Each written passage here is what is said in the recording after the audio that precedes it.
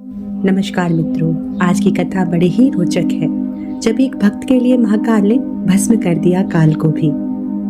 महाकाल शिव की महिमा अपरंपार है। उन्हें प्रसन्न करने के लिए किसी खास प्रयास या पूजा पाठ की जरूरत नहीं होती, बल्कि सच्ची श्रद्धा और पूरे मन से किया गया प्रयास आपको भोलेनाथ की कृपा दिला सकता है। शायद यही वजह है कि अपने भक्तों के लिए महाकाल ने काल तक को भस्म कर दिया था।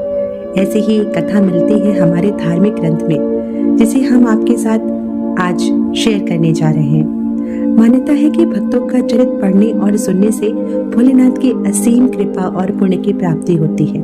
तो आइए जानते हैं आज की कथा, जो स्वयं महाकाल के पुत्र कार्तिकेय ने संतों को सुनाई थी।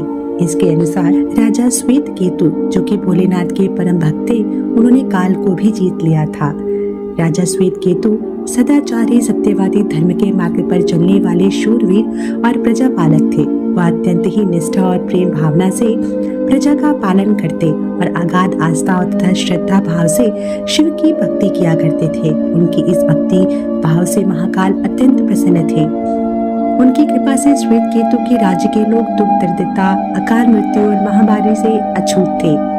एक दिन जब राजा श्वेत केतु का जीवन काल समाप्त होने का समय आया और वह भोलेनाथ की आराधना में लीन थे, तब चित्रगुप्त ने यमराज से कहा कि राजा श्वेत केतु की आयु अब पूरी हो चुकी है, अब उनके प्राण हरने का समय आ चुका है।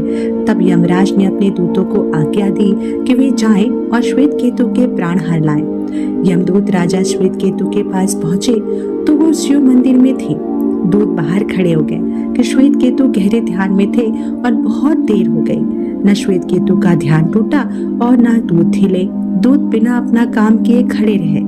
जब वापस नहीं पहुंचे तो यमराज ने विलंब होते देखा और काल दंड संभाला।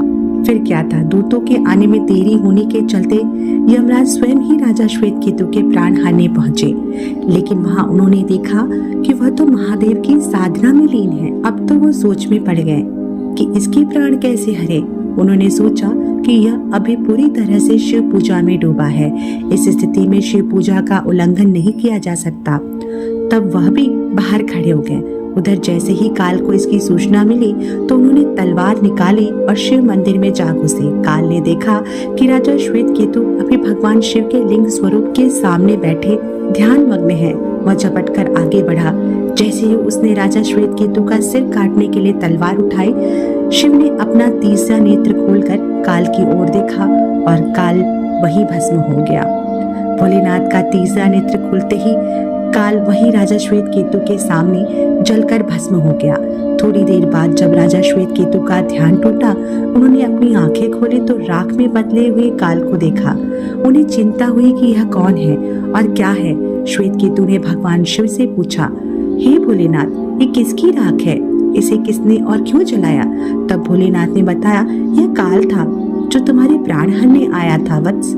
राजा श्वेत केतु ने कहा कि हे महाकाल, यह तो आपकी आज्ञा से ही तीनों लोकों में विचरता है, लोगों को नियंत्रण में रखता है। इसी के भय से तो लोग पुण्य कार्य करते हैं। आप इन्हें अतिशीघ्र जीवन दान दें। शिव की कृपा से काल जी उठे और उठते ही श्वेत केतु को अपने गले से लगाकर बोला, राजा, तुम जैसा तो तीनों लोकों में कोई नहीं।